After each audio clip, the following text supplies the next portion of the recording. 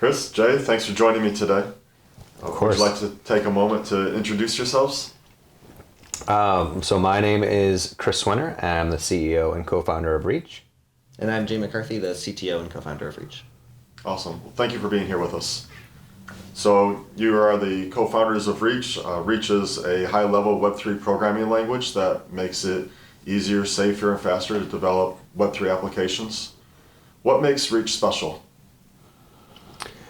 Well, I would actually say that what makes Reach special is it's not what you just described what it is. That's a part of what it is. And what Reach is more of an operating system for blockchain rather than any one individual thing. Reach's goal or Reach's mission isn't really even developer focused. It's more bringing blockchain to the mainstream. Just so happens that we believe our thesis is that it starts with the developers. But eventually what we want to see is the billions of people in the world using blockchain like they use the internet today. Yeah, right now, people are really excited about blockchain. And if you were here at the beginning of blockchain where it was nothing, then it feels like a lot of growth has happened. But when you really step back and think about it and compare it to other industries, it's actually it's quite small. And so our goal is to take the roughly maybe 30,000 developers who have tried to use blockchain today and turn that number into about 10 million developers. And the reason that this number 10 million is important is that that's sort of representative of like a normal industry like the smartphone or internet. And as Chris said, we don't necessarily care only about the developers. I mean, we're developers and we like developers. But the thing is that the reason that we need those 10 million people is because those 10 million people are all going to have different ideas about what blockchain could be used for and what's important about it. And they are going to discover new killer applications, new interesting applications that are going to bring in the consumers. Because what we really believe is that the point of blockchain is to help individuals in their lives make their lives better, and that will come from the application that developers will create. And so our mission is about bringing blockchain to everybody, and we think that we have to be sort of the helpmeets of the developers who will be the ones that will ultimately provide all that inherent value of blockchain to people. Yeah, and when I hear people describe Reach as a programming language or something, that makes people think Reach is a dev tool. But we're far from a dev tool. That's like describing Apple as a dev tool. Sure, Apple has dev tools, but Apple's way more than dev tools as well. Right, Apple's like an entire ecosystem. Right. And if you removed Apple from our lives, people would know that and feel that in a very real way. Yeah, but of course, we don't want to downplay the fact that it is a programming language and it's a development tool also, and that those are very special and unique, and there are special things about them. Mm-hmm. But if we were to ask the question, what is special about Reach, it is what we just talked about. But if you were to say, oh, what's interesting about that interesting Reach programming language, there would be a different answer to that question. Right. It reminds me of the allegory or the story about like the 9 blind people who all have a different part of the elephant, and they're all describing the part that they have.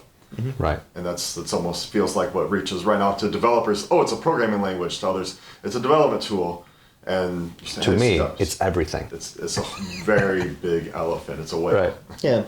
The way that I like to think about it is that Reach, the tools and the programming language, they're like a car, but Reach, the real mission of Reach is transportation. And it's personalized transportation that you can go wherever you want. And so the purpose of building the car is to bring something to people, not so that we have a cool car. So it's a vehicle to help developers discover what blockchain can be. Yeah.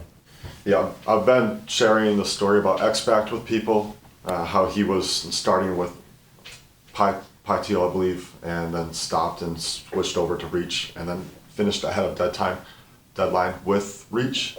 And then the story of Zestbloom now. We have some Zestbloom engineers here, and they find it more valuable to, even though they have a finished product that's fully working and out there, they see value. There's a business case there for rewriting the entire program in Reach. Yeah, more and more companies are going to be coming and doing the same thing, is because Reach has multiple reasons why you would use it, and the more you use Reach, the more you figure out all of the other reasons why you would do it. So, safety is a really important one, And safety is important for the developers that are already done things because they've already seen, how the sausage is made, and they're scared of like what could actually happen to all of it. So the good developers, the ones that actually care about their users, will ask, how can we build things that are in a safer way? So let's bring in those ones over. And the new developers are coming in because they want to learn faster and want to build more things and be able to actually make their ideas realities. And we can attract them in one way. And then we have another type of developer that has the interest in launching in multiple chains. So even if they have launched in one chain, they would have to rewrite it anyway to launch on another chain. So why not just rewrite and reach and get all of the chains just through a configuration change? Right. I think also that, like developers, it's really frustrating when your requirements change, where you have to change your program to do something new. And that's because you invested a lot of energy in making one version of the product, and now you're going to update it and do something different, and it's going to have to change a lot. And, it's very common for, if you use some of these low-level programming languages, to write hundreds and even thousands of lines of code to implement your idea. And along comes a new idea where you need to adapt your program. And, let's say that like the change that you need to make is, I don't know, like 10%. Well, changing 10% of 1,000 lines of code is hundreds of lines of code that are dispersed throughout the entire program. And it's very difficult to do that correctly, make sure you didn't make a mistake. And so it tends to happen as your program gets longer and more complicated, you are less willing to make changes, because if you were to make that change, then you would lose faith in your product. And so one of the sort of features of Reach-Write is that it being easier and having a higher level of abstraction means that you actually kind of invested less work in it in the first place. So if you were to change 10% of it, then, that's not really a big deal. Right. A few weeks ago, Chris was saying, we have this program, can we add this feature to it? And I'm like, I don't know. I mean, that's kind of a big change. And we had this long conversation about whether it's worth doing this feature. He's like, well, you keep saying it's a big change, but like how big is it? I don't know. I think maybe like 3 or 4 lines. And to me, that is like a big deal because it like changes the way that we think about what the program does. But in reality, once he finally convinced me that we should do it, it was done in 27 minutes or something like that. But it made my head explode when I found out that we were even having this. You could have been done by now if you just did it. The debate is important, right? You got to have the debate I first. guess so. Yeah. It's part of the culture. So anyway, I think that many developers, the reason that even if they have a finished product, they're interested in switching to Reach is because there are no finished products. There's version 1, and then you're going to have version 2, and then you're going to have version 2.2, and so on. And so because people know that they're going to be developing their product over a long period of time, it's important to have a tool that allows them to pivot and be as flexible as their idea should be. Right. I mean, at this point, we have an acronym for it, right? It's the continuous integration, continuous deployment. Exactly. Right. And there's no end to the continuous. What advice do you have for our first cohort, hopeful blockchain developers and entrepreneurs? I would say don't let us old OG blockchain people tell you how things should be done. I say all the time is that we are so early in the space that we don't understand what it's even the full potential actually is. We know that the potential is great. We just don't know what that is. Right. And the future of blockchain is going to be built by the people that aren't in it today. And don't be intimidated about being definitely not too late. And really kind of bring your crazy ideas that I've never done before, because the future of blockchain is not the 10 applications that are today that are tweaked. It's hundreds of thousands of applications that people haven't even thought of yet. Yeah, and I think the advice that I would give in addition to that is that you don't need permission from anybody to implement your idea and deploy your idea and find out about it and try to do that. So many times people will talk to me and they'll be like, I have this idea, but, I really am curious about like what class should I take or what book should I do? And there is no book that tells you how to implement your idea. There's no guide, there's no course that you can go through for creating the amazing product that you have in mind. You don't need anybody's permission. You don't need any qualification to do it. You just go do it. And if it's a great idea, then you will find great opportunities from that idea afterwards. So just start building, and there are going to be many people in the Reach community. I'm one of those who's going to be interested in helping you in any way that I can. I just so happen to be another one of those people that'll be happy to help you. There you go. And you're both very active in the Discord, so. Yeah, I used to be a lot more, but Yeah, you're being kind of lame right now. I am being lame lately. But I'm available in the DMs. Yeah. So if DM me and I'll be happy to talk, but not so much in the general Discord anymore. I do stop in and say hi every once in a while. Yeah, totally. Once in a while. Yeah, that's amazing. And to have that kind of access to CEO, CTO through Discord, I think it's very uncommon. It really speaks to how much you both believe in the product and the platform and the operating system and the community. I try to do 3 or 4 Twitter Spaces a week, just to talk to the community members to understand what the problems are, how people are thinking, where the trends are going, because I need to relay it to Jay and say, hey, there's these things coming that we need to be able to build. So. So companies in Web3, they're kind of fickle, like they're here today, gone tomorrow. What gives Reach staying power? Oh, I mean, it's hot take. Many companies in Web3 are trash companies that are cash grabs.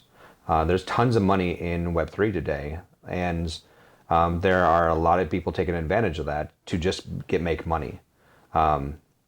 They use buzzwords like, blockchain or, decentralized, and they are charismatic and they get money, and, they, try to build something to launch a token, and then they try to buy a Lambo. I mean, that's not us. Like, we don't even have a token. We are building we are building the boring things, because we want people to build real things. And we are receiving amazing traction so far, not with just developers, but the protocols, the entrepreneurs, and it's just a different thing. Like my background is I've been an entrepreneur for a long time, and we're just doing traditional product development. We're not big on the hype cycles, talking about, hey, how win Moon, win Lambo. I very rarely pay attention to price of crypto. Jay never does. And it's just a different type of company. Yeah, I think that another aspect that, like, one of my values is to only talk about the things that I know that I'm actually going to deliver to people in the short run, because I don't want people to feel strongly about Reach because of some long-term promise. Now, of course, we do talk about our vision of bringing 10 million people here, bringing thousands of applications. So that is absolutely our vision, and we believe that our plan is going to get there. But I don't like talking about, like, oh, well, what's the feature that we're going to add in 6 months? What's the feature we're going to add in 8 months? Right. If Reach is not what you need right now, then don't use it. Or tell us what is wrong about it for you right now, and we'll do our best to make it good for you. Don't join because of some promise about what it could be someday. I want it to be valuable for you right now. Yeah. And I believe it actually is valuable for you now. And so I don't think that we need to have that sort of hype thing. And yes, occasionally we have roadmaps for some of our things, but that's more to help communicate the vision. Right. And that's the essence of why we're talking about a roadmap. And so that's a thing that I think when I look at some of the other Web 3.0 companies, they talk a lot about what they're going to do. They have interesting white papers about their ideas, but it's been years with no product. And Right. we launched on day one with a product that you could download and use and do something valuable with. Yeah, but I also think that's why people think of Reach as a language, because that's what we talk about, because that's what we are today. Right. And we talk about the language, and now the simulator we're talking a lot more about, because it's eminently about being launched. We've mentioned Reach ID and we mentioned the Reach Virtual Console, but really those are so far off. We'd like to actually talk about what we can do now. Right. Yeah, no, I see that. I see that myself when we're at conferences, etc., talking to the public. You might talk about, like, what's being developed now, what's Dan and what Nevers are working on now over like the next 2 to 4 weeks. But when asked about, oh, what's far down the road? Well, we just don't talk about that because I don't want to, get your hopes up or lead you astray. Yeah. In my own words, but yeah. Yeah. So what are the trivialities that people focus on in Web3 that causes them to miss the really important things? And then what are those the important matters? So one of my favorite ones like this is that people stress out a lot about the price of gas on existing networks and how because the gas price is so high, you have to stress out a lot about minute optimizations on your code. And so this is something that is like, the people, this comes up a lot talking about reach. And the reason that I think that that's an important triviality to think about is that there's basically no other domain of software design where there's such a intense focus on this particular issue. And so my instincts tell me that if we need to think about that to do blockchain, then we will never get 10 million developers. And if we don't get 10 million developers, we will not get millions of applications. So therefore, if that is an essential component of blockchain and not an existing surface feature, then that means that blockchain is fundamentally flawed and cannot succeed. So it is absolutely an essential thing to worry about today if you're going to launch a program on one of the existing networks with high gas fees in the next 3 months. I'm not saying that no one should ever care about it, but to act as though it is a fundamental part of what it means to do blockchain, that is the thing that I would consider on that triviality side of things. It's sort of people are missing the forest by looking just at the tree in front of them, and they think that that tree is descriptive of how the long-run future of blockchain will be. So I'm going to say something that's even maybe a little weirder. I think blockchain is the thing that people think too much about. In general, like they lead with blockchain and they say, okay, how do we fit blockchain into this? And people don't think enough about the value of what blockchain is doing and how the value of blockchain will make people's lives better. So many people come to me with say, I'm going to build X on the blockchain. I mean, we have a podcast that's called Better on Blockchain because like we hear these things all the time. It's like, blockchain is not the thing that makes things valuable. It's what blockchain allows for that makes things more valuable. And people need to really understand better about what the true value of blockchain is and how they can make people's lives better because of the value of blockchain and not the technology itself. Yeah, so I think that a good example of this is our Alloy team that's building a gaming product for using blockchain. One of our mottos for Alloy is that it is a gaming ecosystem that is so good and provides these interesting features that people, unless we told them, people would never know it was using blockchain. Yeah. And that is an important characteristic about something that provides true value. You want people to go to your product and say, I really want a taxi ride, and that's why I'm using Uber. Right. I don't really want to use a program that uses MongoDB database. You know what I mean? Like, right. People don't care about the way that something was made. I mean, well, some people are very passionate about, like, they really want to drive a car that has a rotary engine or something like that. There are some things where people are passionate about the way that something was constructed, right. But most of the time we care about that fundamental value.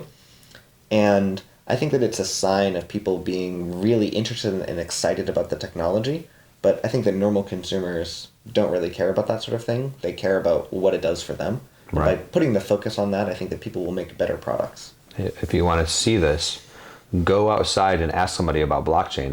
They'll look at you weird. Or they'll describe something that is a very, that I think that the reputation of blockchain for normal people on the street is not a good reputation. Right. And so leading with that is like, oh, I'm doing something on blockchain, rather I'm doing something that helps people.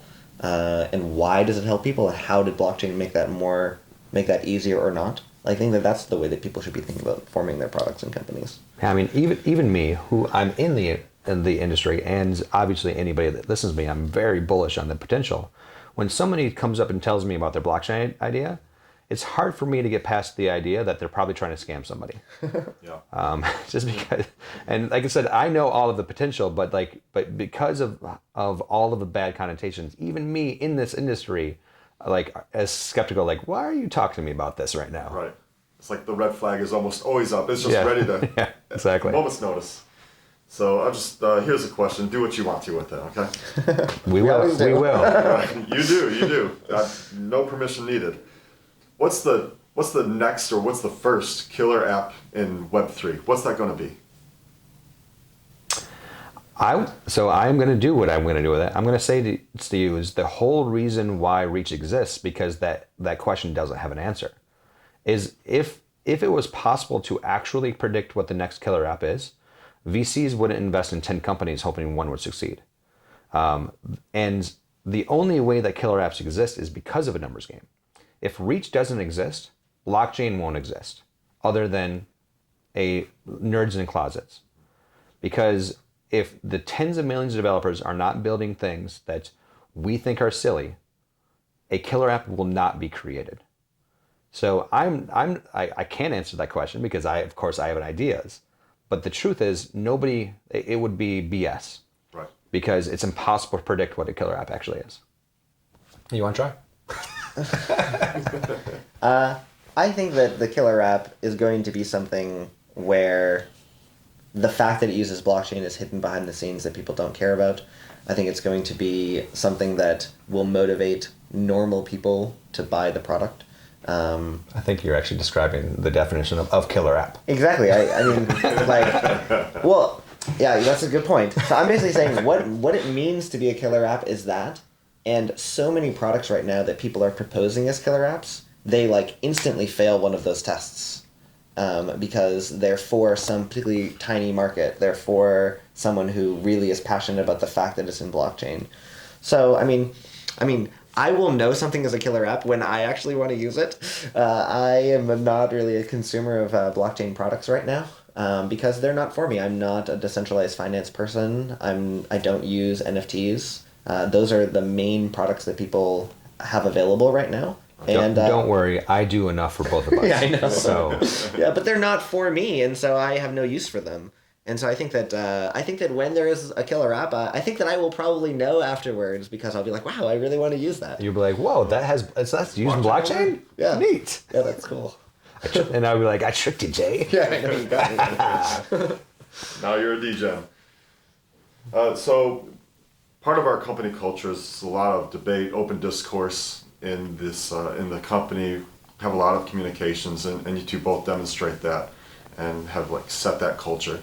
So I wonder if you would take a moment to share what you appreciate in your co-founder. I think you should go first. So I think that I am an extremely pessimistic, risk-averse person, and I am always thinking that something is going to get me.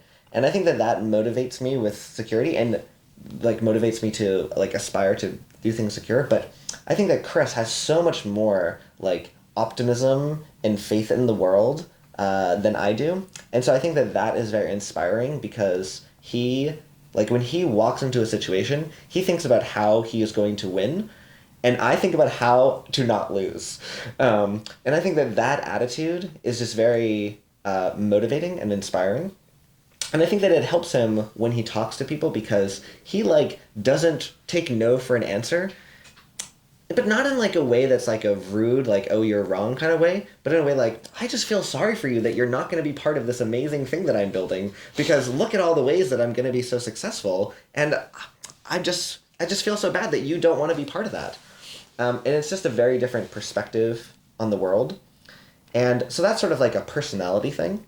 And then as a skill thing that Chris does really well, I think that he is really excellent at jumping into a new situation and understanding what the problem that people have there is and being able to actually help them. So I focus a lot on technically oriented things and some of the strategic and visionary decisions, but I'm not dropping in and helping plan this event or that event. I don't step into this particular situation and know how to help this leader at our company do a little bit better job. And Chris is really excellent at that, being kind of the person helping everybody no matter what situation they're in. I guess it's my turn now. Nothing. Just kidding. I think that anybody that knows me knows how much I appreciate Jay. And one of the things that I have crazy ideas. Like I come up with like, I'm going to do this one thing. And there's a very like wide swaths. And I say, then I come to Jay and I know that he has read everything. There's very little in the world that I'm pretty sure Jay doesn't know. Like he's like we could say something really random and be like, yeah, well, there's these 6 research papers that explain this, and this. So like the ability of me coming up with an idea and I know to go to Jay and say, okay, all right, how can we make this idea a reality? What is what people have done? And he's great at actually helping me piece things together. And Jay and I are actually quite different individuals in many like our belief systems, everything of that sort. But the thing that I really truly do believe is that he's thought a lot about everything that he believes, and even when they are different than my beliefs, I know that like I keep an open mind because he's thought about it way more than me. So that he keeps me checked and grounded and helps me be a better person. It's awesome. And together we're creating this awesome. Together we're building the best company this world has ever seen.